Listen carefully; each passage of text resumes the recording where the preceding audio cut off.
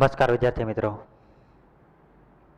આપણે એટોમિક સ્ટ્રક્ચરની અંદર પ્રીવિયસ લેક્ચરની અંદર થોમ્સન મોડલ અને રુથરફોર્ડ મોડલની ડિસ્કશન કરી. So in this lecture we are going to study Bohr's model.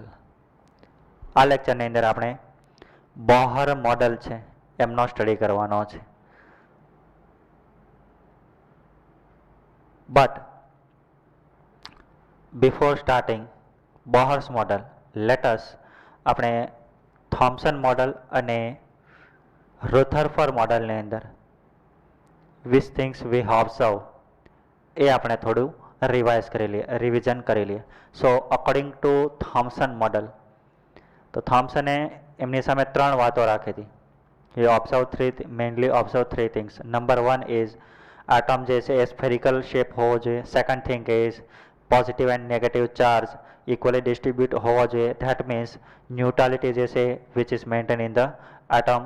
And third thing is the size difference between nucleus and specifically atoms, nucleus and atom. તો આ ત્રણ વાતો એમને રાખી હતી. આફ્ટર ધેટ થોમ્સન નામનો જે સાયન્ટિસ્ટ હતો, he observes many things with his experiment. So based on this experiment he observed that whenever we pass alpha particle on the gold plate, then mainly three observation he observed. Many of these alpha particle are transmitted, many very small amount are deflected, and very few amount, that means very few, કે એ 180 degree reflect થતો હતો. So basis on this observation what he observed, જે બી light maximum અમાઉન્ટમાં pass થાય છે એ due to the maximum part of atom should be empty. That means maximum portion of the atom should be empty. જે deflection થાય છે because of positive ચાર્જના કારણે થાય છે. ધેટ મીન્સ કે ન્યુક્લિયસને કારણે એ ડિફ્લેક્શન થાય છે, રાઈટ. એવું પણ આપણે ઓબ્ઝર્વેશન કર્યું. અને exactly the size of nucleus and size of atom. તો અગર if V see the size of nucleus and size of atom is almost, the size of nucleus is less than almost 10 raised to power 5 times than atoms, right. એટલી discussion આપણે Rutherford મોડલની અંદર discussion કરીને આવી ગયા. નાવ હવે આપણે start કરીએ Bohr's model. So what is Bohr model of atom? So first of all એમને આ મોડલની અંદર કેટલી વાતો આપણી સમક્ષ રાખી એ આપણે સ્ટેપ બાય સ્ટેપ જોતા જઈએ. That means first what he observed that the electrons revolves around the nucleus in the specified circular path called orbit or shell. So this is the very important point. તો એમને શું કીધું કે electron જે path ઉપર, specify path ઉપર જે revolve થાય છે એ રિવોલ્વ જે પાથ છે એમને શું કીધું? Orbit or shell, right. આપણે આગળના ચેપ્ટરની અંદર ડિસ્કશન કરી હતી પિરિયોડિક ટેબલની અંદર. તો પિરિયોડિક ટેબલની અંદર આ વર્ડ આપણે ઓલરેડી આવી ગયો છે, શેલ ઓર ઓર્બિટ. નાવ હવે આપણે એક્ઝેક્ટલી વાત કરીએ what is the meaning of orbit or shell. તો એ દરમિયાન મેં વાત કરી હતી કે જ્યારે આપણે એટોમિક સ્ટ્રક્ચરનો સ્ટડી કરશું, સો એ દરમિયાન આપણે ઓર્બિટલ એન્ડ શેલની ડિસ્કશન કરશું. તો આપણે જોઈએ what is the meaning of orbit or shell. તો અશ્વિન નો ધેટ કે આગળના according to Thomson model or Rutherford model અગર આપણે જોવા જઈએ તો સેન્ટરની અંદર પોઝિટિવલી ચાર્જ પ્રોટોન જે છે એક્ઝિસ્ટ થયેલો હોય. ધેટ મીન્સ શું હોય? ન્યુક્લિયસ હોય. ન્યુક્લિયસની અંદર શું આવેલું હોય એ આપણને ખબર છે. એની અંદર હોય proton plus neutron. But any around electron શું થતો હોય? રિવોલ્વ. હવે આગળના કોઈ પણ મોડલની અંદર કોઈ બી સાયન્ટિસ્ટે એવી ડિસ્કશન નહોતી કરી કે ઇલેક્ટ્રોન જે છે સ્પેસિફિક પાથ ઉપર અથવા તો જે પાથ ઉપર રિવોલ્વ થાય છે એને એક્ઝેક્ટલી શું કહેવાય. તો ફર્સ્ટ ઓફ ઓલ બોહરે એવું ઓબ્ઝર્વેશન કર્યું કે કોઈ સ્પેસિફિક પોઝિશન ઉપર અથવા તો સ્પેસિફિક પાથ ઉપર રિવોલ્વ થાય છે, that part is known as orbit. શું કહીશું? Orbit or shell. શું કહીશું? Orbit or shell. રાઈટ. સો એનો મતલબ એવો કે જે સર્ક્યુલર પાથ છે એને આપણે કહીશું orbit or shell. After that, second, each orbit or shell is associated with definite amount of energy. Hence, these are called energy levels and are designated K, L, M, and N respectively. So what is the meaning of this statement? So we will try to understand with the help of this figure. હવે એમને શું કીધું કે electron જે બી orbit છે એ specific path જે છે એની અંદર રિવોલ્વ થતો હશે and that specific path is known as orbit. હવે each orbit has a specific energy. એવું પણ કહેશે કે કોઈ પાથ છે એને આપણે કહીશું એનર્જી, અને each orbit જે છે ઓર્બિટ કહીશું, અને each orbit છે each orbit has a specific energy. Right. તો હવે એમને શું કીધું? અગર સેન્ટરથી જે ફર્સ્ટ ઓર્બિટ છે તો centre from centre first level જે છે એ લેવલને એમને શું નામ આપ્યું? કે શેલ. કેવું નામ આપ્યું? કે શેલ. ત્યાર પછી એના પછીની નેક્સ્ટ છે it is known as L shell. ત્યાર પછી M, N, O, P and so on. કેટલી બી હોઈ શકે, બટ અપ ટુ નાવ આપણે કુલ total K L M N સુધીનો સ્ટડી કરવાનો છે, ત્યાર પછીનું તમે ભૂલી જાઓ. સો એનો મતલબ એવો થયો કે સેન્ટરથી જે ફર્સ્ટ ઓર્બિટ ઓર શેલ છે that is known as K. શું કહીશું? K. આફ્ટર ધેટ જે સેકન્ડ છે એને કહીશું L. After that M. After that O N, O and P and so on. If you want to say in another word also, તો જે K shell છે અથવા તો K orbit છે it is also known as principal quantum number. Now the question is what is principal quantum number? એમની પણ આપણે discussion કરશું. But right now if I say કે n is equal to 1 છે, n is indicate principal quantum number. If the principal quantum number or n is equal to 1 થશે k. કઈ shell થશે? k. Then n is equal to 2 તો એના માટે shell કઈ થશે? 2. If n is equal to 3 then m. If n is equal to 4 then n. If n is equal to 5 then O and so on. Right. તો અહીંયા if I say કે n is equal to 1 that means એનો meaning એવો થયો કે K શેલના બારામાં વાત કરવા માંગે છે. That means which is indicate કે K shell. If I say K shell that means n is equal to કેટલું થશે? 1. બરાબર. તો એટલી સમજ આવી ગઈ. After that what he is trying to say is from nucleus the first cell તો જે first orbit or shell તો એમની કોઈ સ્પેસિફિક શું હશે? એનર્જી હશે. શું હશે? એનર્જી. એ પણ આપણે જોઈશું કેટલી એનર્જી હોય. સપોઝ જે ફર્સ્ટ કે સેલ છે એની એનર્જીને આપણે E1 નામ આપીએ. શું નામ આપીએ? E1. આફ્ટર ધેટ જે એલ સેલ છે એને આપણે જે એનર્જી છે એને આપણે E2 આપીએ. After that E3, E4, E5 and E6 so on. Now if we move from nucleus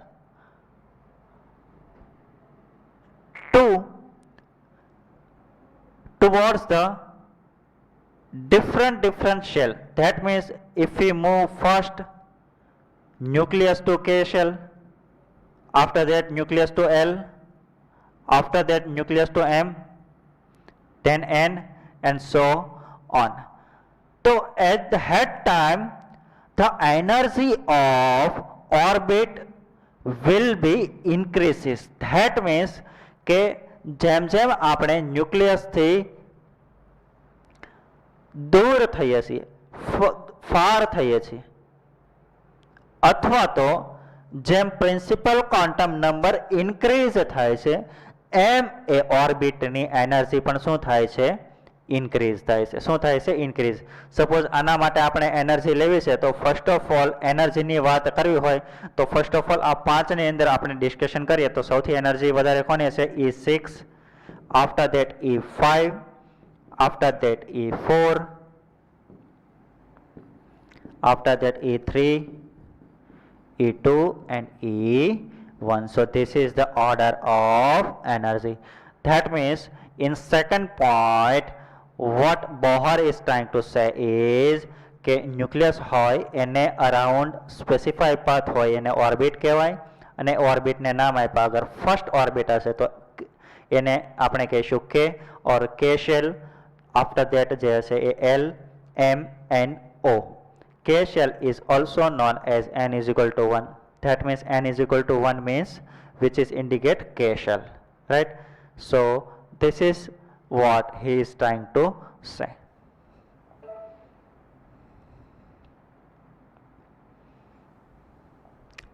તો એનો મતલબ એવો થયો, you can see here કે each orbit or shell is associated with definite amount of energy. એમની વાત કરી કે each shell છે, સપોઝ K shell હોય, L shell હોય, M હોય, N હોય તો એની કોઈ સ્પેસિફિક એનર્જી હોય.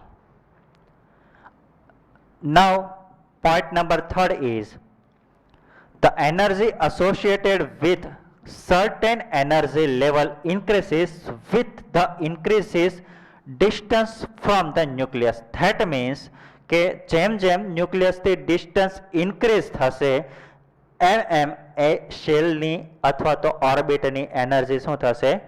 ઇન્ક્રીઝ થશે. શું થશે? Increase. That means we can say the distance from nucleus is increases, then the energy of orbit will be increases, right?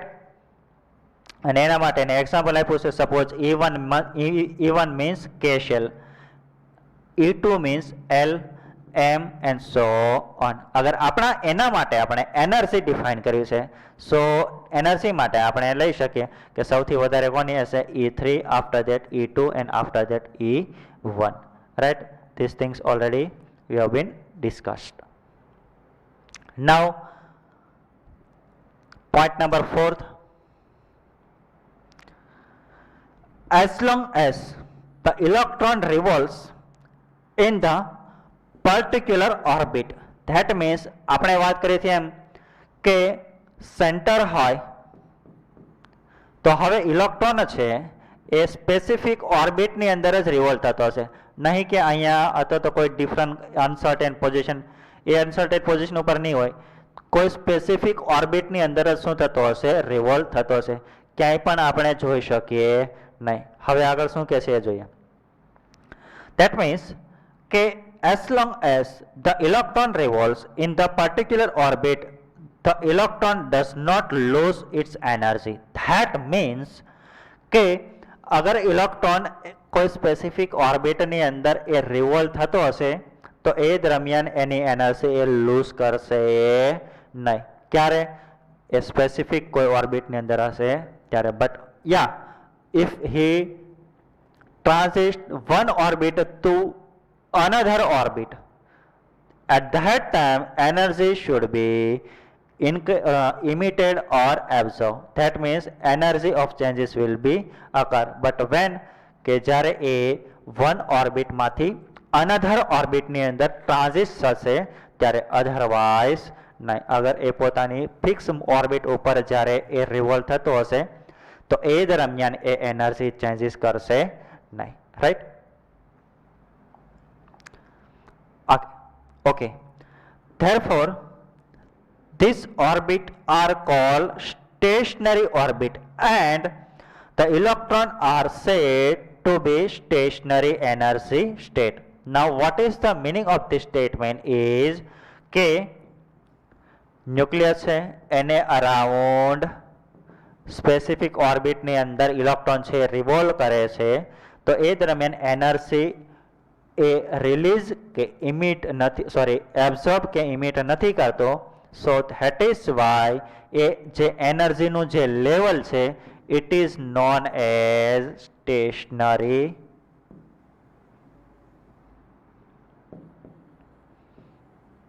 Or stationary orbit પણ કહી શકીએ. રાઈટ. નાઉ એ જે ઓર્બિટ છે એને તો આપણે નામ આપ્યું સ્ટેશનરી ઓર્બિટ, બટ એ જે ઇલેક્ટ્રોન છે એને પણ આપણે we can say stationary electron. શું નામ આપી શકીએ? Stationary electron. રાઈટ. તો એનો મતલબ એવો કે whenever electron revolved in fixed orbit, at that time energy cannot be absorbed or emitted. So the orbit of specific electron is present is known as stationary orbit, and the electron is also known as stationary electrons.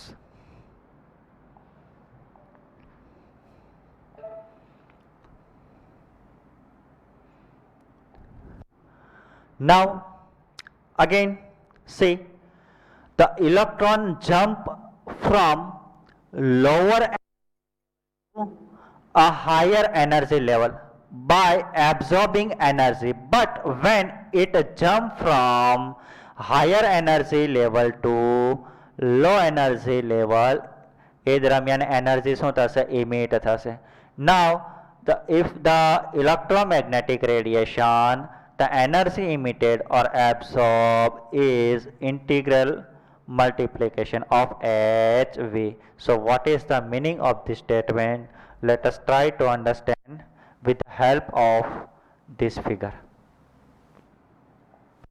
We can see here, suppose માનો કે electron છે એ is equal to 1 orbit ની અંદર છે. હવે એ jump થઈ અને એનાથી હાયર એનર્જી લેવલ કોણ થશે? અહીંયા n is equal to 2. તો એ જમ્પ થઈ અને 2 ની અંદર આવશે, તો એ દરમિયાન એનર્જી જે છે એ શું થશે? એબ્ઝોર્બ થશે. શું થશે? એબ્ઝોર્બ થશે. નાઉ અગર સપોઝ ઇલેક્ટ્રોન અહીંયા છે n is equal to 4 energy લેવલની અંદર અને 3 માંથી એ 2 ની અંદર એન્ટર થાય છે, ધેટ મીન્સ એ હાયર એનર્જીમાંથી લોઅરમાં આવે છે, that means n is equal to 4 માંથી 3 માં આવે છે. તો એ દરમિયાન શું થશે? એનર્જી ઇમિટ થશે. શું થશે? ઇમિટ થશે ઓર રિલીઝ થશે. રાઈટ. નાઉ જે બી એનર્જીનો ચેન્જીસ થાય તો વી કેન સે, સપોઝ આપણે અહીંયા E4 માંથી E3 માં આવે છે તો એનો એનર્જીનો ચેન્જીસ લેવો છે તો વી કેન સે E4 minus E3. Right. Here પણ આપણે લઈ શકીએ એનર્જીનો ચેન્જીસ. અગર if you want to take the changes of energy E2 minus E1 કેટલો થાય છે એ.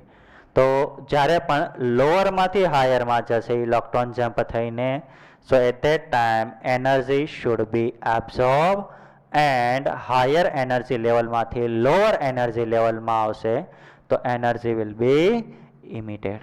Right.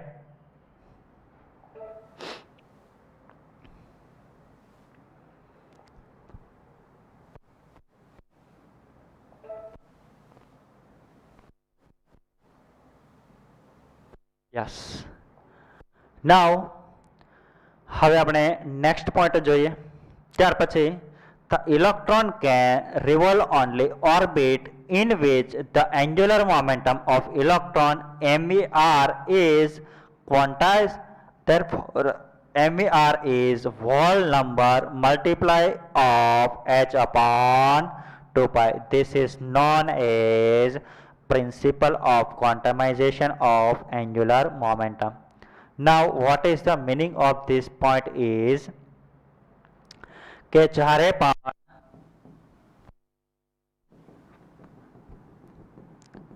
whenever electron revolve in specific orbit, at that time the velocity of electron is કેટલી હોવી જોઈએ? NH upon 2 pi. કેટલી હોવી જોઈએ? The velocity of electron કેટલી હોવી જોઈએ? NH upon 2 pi. That means any angular momentum કેટલું હોવું જોઈએ? mvr, or we can say એનું angular momentum કેટલું હોવું જોઈએ? NH upon 2 pi. Right? તો અગર આપણે આમની વાત કરીએ, નાઉ ફર્સ્ટ ઓફ ઓલ આપણે એ સમજી લઈએ. હવે angular momentum mvr is equal to nh upon 2 pi. So n શું ઇન્ડિકેશન કરે છે? Integer number. ઇન્ટીજર મતલબ નંબર ઓફ ઓર્બિટ, કઈ ઓર્બિટની અંદર છે, ઓર શેલ ઇન્ડિકેશન કરે છે, or principal quantum number indication કરે છે. Here you can see principal quantum number. એ આપણે નેક્સ્ટ લેક્ચરની અંદર ડિસ્કશન કરશું કઈ રીતે આપણે જોઈ શકીએ. After that m is indication mass of the electron, v is indicate velocity of electron in the orbit, and r distance of electron from the nucleus. બરાબર. હવે m જે છે mass of electron, v જે છે બરાબર velocity of electron in orbit, h Planck constant, n is equal to principal quantum number, and 2 pi means આપણે પાઈ જે છે એની વેલ્યુ લઈ શકીએ 3.14. રાઈટ. હવે આપણે આને મોડલ થ્રુ સમજવાની કોશિશ કરીએ. નાઉ what he is trying to say is, અગર કોઈ કે શેલ છે, કે ઓર્બિટ છે, કઈ ઓર્બિટ છે, તો ઇલેક્ટ્રોન જ્યારે એ રિવોલ્વ થતો હશે તો એનું એંગ્યુલર મોમેન્ટમ કેટલું હોવું જોઈએ? NH upon 2 pi. કેટલું હોવું જોઈએ? mh upon 2 pi. mvr જે છે which is indicate angular moment number or angular momentum. હવે suppose n is equal to 1 માટે આપણે એનું angular momentum આપણે ફાઇન્ડ આઉટ કરવું છે તો કેવી રીતે કરી શકીએ આપણે? if I put the value of n is equal to 1, then angular momentum of first orbital or k shell will become h upon 2 pi. કેટલું થશે? h upon 2 pi. તો એવી રીતે આપણે કોઈ પણ ઓર્બિટ અથવા તો કોઈ પણ શેલની માંથી આપણે એનું એંગ્યુલર મોમેન્ટમ છે એ ફાઇન્ડ આઉટ કરી શકીએ with the help of putting the value of n. Suppose n is equal two 2 માટે આપણે જોવું છે તો શું થશે? mvr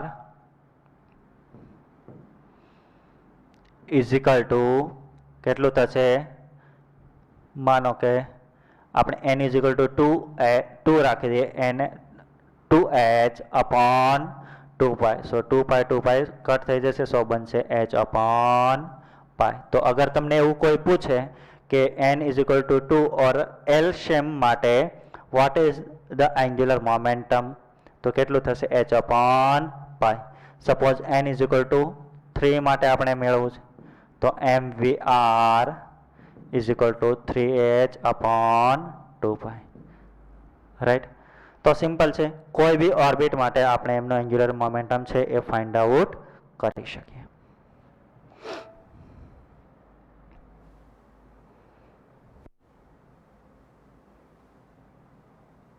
right. આપણે 6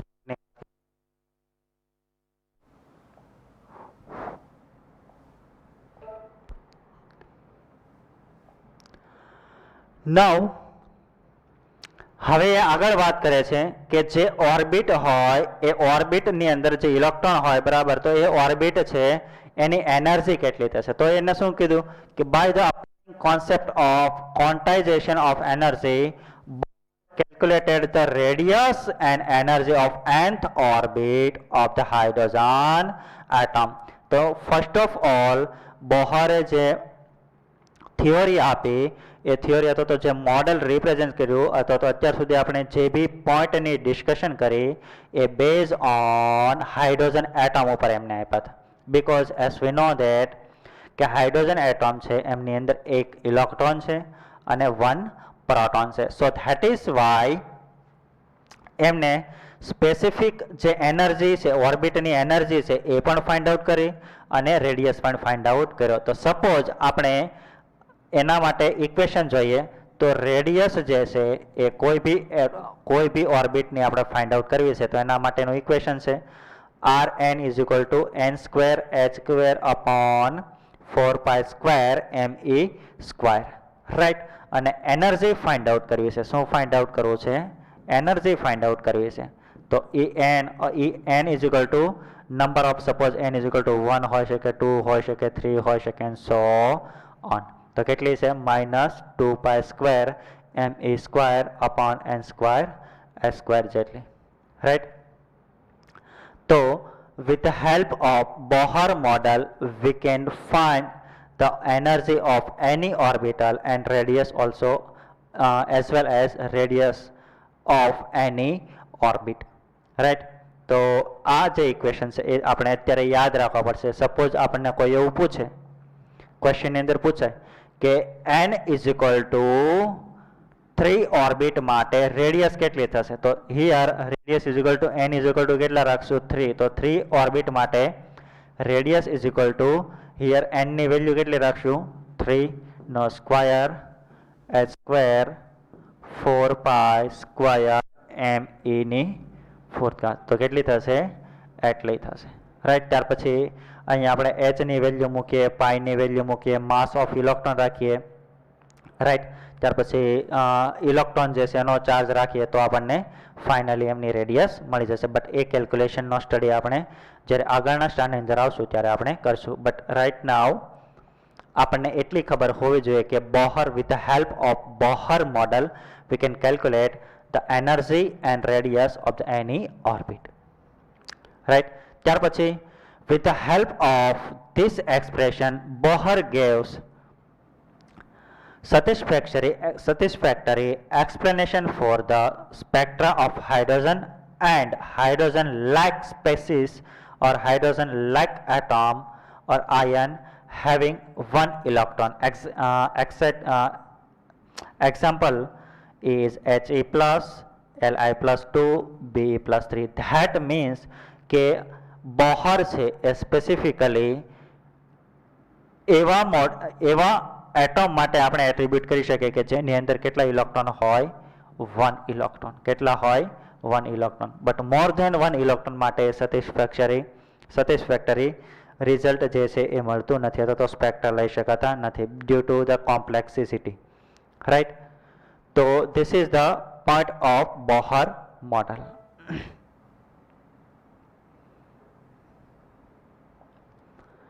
હવે આ તો વાત કરી હતી આપણે એમના મોડલની. ત્યાર પછી આપણે એમની જે લિમિટેશન છે એમની આપણે ડિસ્કશન કરીએ. સો લિમિટેશન મીન્સ કે એમને જે ઓબ્ઝર્વેશન કર્યા એમના અકોર્ડિંગ કયા ઓબ્ઝર્વેશન હજી કંઈક ખૂટે છે જોઈએ. તો Bohr could not explain the spectral series for the multi electron atom. As we know that કે બોહર મોડલ છે એ કેટલા ઇલેક્ટ્રોન માટે સેટિસ્ફેક્ટરી આપે છે? 1 electron. But what about more than 1 electron? તો એના માટે એ કંઈ બતાવી શકતો નથી. So this is the become limitation of Bohr model. Now second, Bohr model couldn't give satisfactory justification for the assumption that electron can revolve in those orbit where their angular momentum mvr is whole number multiple of nh upon 2 pi, and he could not justify quantumization of angular momentum. હવે એમને તો એવી વાત કરી હતી કે electron જે બી ઓર્બિટની અંદર રિવોલ્વ થાય એનું એંગ્યુલર મોમેન્ટમ કેટલું હોવું જોઈએ? mvr is equal to nh upon 2 pi. But એમને જે આપ્યું એ એક્ઝેક્ટલી સેટિસ્ફેક્શન એ દરમિયાન હતું નહીં, બરાબર? સેટિસ્ફેક્ટરી નહોતું. આપ્યું તો હતું, કીધું તો હતું, બટ એ સેટિસ્ફેક્ટરી નહોતું, રાઈટ? સો એટલા માટે એ એમની થઈ ગઈ limitation.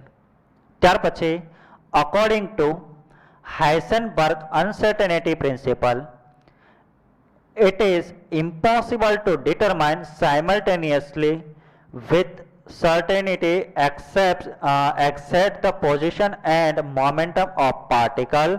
Bohr assumed that the electron of atom is located at the definite distance from the nucleus and revolves around the nucleus with definite velocity. the momentum of the electron is fixed which against the Heisenberg uncertainty principle. So in this point what he is trying to say is okay, whenever electron is revolve around the nucleus, at that time એમની energy as well as electron જે માસ of electron છે અથવા તો position of electron જે છે અથવા તો એની velocity જે છે at the same time we can not measure. એ પણ દેખીતી વાત છે, હોઈ શકે suppose if V consider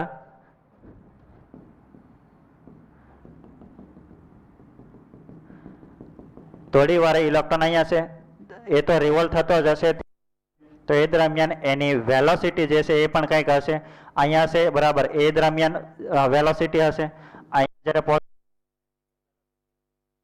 but position છે અહીંયા છે, તો દરમિયાન એનર્જી કંઈક ને કંઈક હશે,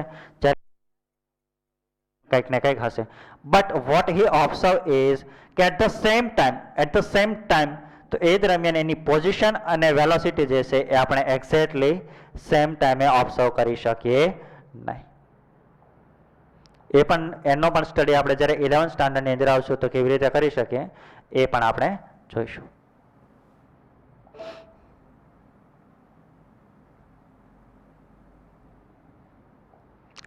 ત્યાર પછી the atomic spectral line split into number of closely packed line in the presence of magnetic field and the electric field. This effect are called Zeeman effect and Stark effect respectively. Bohr failed to explain this effect. Now what is this effect is, suppose જ્યારે પણ આપણે કોઈ hydrogen છે તો એમના જ્યારે આપણે સ્પેક્ટ્રા લઈએ તો સ્પેક્ટ્રા લઈએ તો એમની અંદર આપણે તમે વિચારો કે જ્યારે આપણે થોમ્સનનો ડિસ્ચાર્જ ટ્યુબ મોડેલ આપણે જોયું હતું તો એટ ધેટ ટાઈમ આપણે રેસ જે હતા એમને આપણે ઇલેક્ટ્રિક ફિલ્ડ અને મેગ્નેટિક ફિલ્ડ થ્રુ ડેવિએશન કરવાની કોશિશ કરી હતી. સો અહીંયા પણ સ્પેક્ટ્રા પણ લઈએ તો એ ટાઈમ દરમિયાન આપણે electric field as well as magnetic field જે છે એ ચેન્જ કરીએ તો પણ એની અંદર ડેવિએશન આવે, રાઈટ. તો એ દરમિયાન અગર ઇલેક્ટ્રિક ફિલ્ડ જે છે, electric field which field here magnetic field and electric field, તો એના દ્વારા આપણે વેરિએશન કરીએ અથવા તો ફિલ્ડ અપ્લાય કરીએ અને સ્પેક્ટ્રા લઈએ તો અગર if V apply magnetic field તો એ દરમિયાન સ્પેક્ટ્રા જે છે એની અંદર શું જોવા મળે છે, સ્પ્લિટિંગ જોવા મળે છે. નાઉ the what is the meaning of splitting is, suppose આપણે સ્પેક્ટ્રા લીધા તો આ ટાઈપના સ્પેક્ટ્રા એવા અથવા તો સિંગલ લાઈન મળી, તો કેટલીક વખત શું ઓબ્ઝર્વેશન થયું કે જ્યારે મેગ્નેટિક ફિલ્ડ અપ્લાય કરીએ તો અહીંયા સિંગલ જે છે શાર્પ પીક મળવું જોઈએ, એની જગ્યાએ એ પીક તો વન છે બટ એની અંદર શું થયું એમાંથી પણ એ સ્પ્લિટ થઈ ગયું. ધેટ એમની ટોપ પોઝિશન હતી એ કેવો થઈ ગયું, સ્પ્લિટિંગ થઈ ગયું. સો ધેટ ઇઝ વાય આવું પણ જ્યારે સ્પેક્ટ્રા લઈએ અને મેગ્નેટિક ફિલ્ડ અપ્લાય કરીએ ત્યારે ઓબ્ઝર્વેશન થાય અને એ first of all which is observe by Zeeman નામનો સાયન્ટિસ્ટ હતો, એમને ઓબ્ઝર્વ કરી હતી. અગર મેગ્નેટિક ફિલ્ડ આપણે અપ્લાય કરીએ અને એ દરમિયાન સ્પેક્ટ્રા જે છે એની અંદર સ્પ્લિટિંગ ઓબ્ઝર્વેશન થાય તો એને કહીશું ઝીમાન ઇફેક્ટ. અને if V apply electric field તો એ દરમિયાન સ્પ્લિટિંગ થાય તો એ ઇફેક્ટને કહીશું આપણે સ્ટાર ઇફેક્ટ. બરાબર, આનો પણ સ્ટડી આપણે 11th ની અંદર કરશું. બટ અહીંયા ડ્રોબેકની અંદર આપણને એટલી ખબર હોવી જોઈએ કે જ્યારે પણ આપણે મેગ્નેટિક ફિલ્ડ અને ઇલેક્ટ્રિક ફિલ્ડની અંદર સ્પેક્ટ્રા લઈએ છીએ તો સ્પેક્ટ્રલ લાઇનનું શું થાય છે, સ્પ્લિટિંગ થાય છે. Now what is the meaning of splitting એ પણ આપણે ડિસ્કશન કરી. ત્યાર પછી fourth point, when the hydrogen spectrum was observed with the spectroscope of high resolution power, it was found that the individual lines in the spectrum consist of several fine lines laying close to each other. This is called fine spectrum and fail to explain fine structure of the spectra. Now what is the meaning of this part is જ્યારે પણ આપણે સ્પેક્ટ્રા લઈએ તો સ્પેક્ટ્રા લેશું તો શું થશે, line જે છે કોઈ સ્પેસિફિક ડિસ્ટન્સે આવી રીતે અથવા તો સ્પેક્ટ્રમ લાઇનની અંદર, અને જ્યારે સ્પેક્ટ્રલી સ્પેસિફિકલી તો લાઇન ફોર્મમાં આપણને મળશે. મતલબ એક્ઝેક્ટલી ડિસ્ટન્સ સ્પેસિફિક ડિસ્ટન્સ પર આપણને સ્પેક્ટ્રા ઓબ્ઝર્વ થશે. બટ સમ કેસીસની અંદર લાઇન જે છે એ શું થઈ જાય છે, સપોઝ આ લાઇન એક્ઝેક્ટલી આવી જોઈએ અહીંયા, બટ એમની સાથે શું થઈ જતી હોય, મર્જ થઈ જતી હોય. ધેટ મીન્સ એક્ઝેક્ટલી એની બાજુમાં જ આવી જતી હોય. તો આપણને એવું લાગે નહીં કે આની વચ્ચે કોઈ સ્પેસ છે ઓર ડિસ્ટન્સ છે. ધેટ મીન્સ શું થઈ જતી હશે, મર્જ થઈ જતી હશે. તો વાય ઇટ ઇઝ મર્જિંગ, શા માટે મર્જ થઈ જાય છે, બરાબર, એ પણ એ ઓબ્ઝર્વેશન કરી શક્યો નહીં.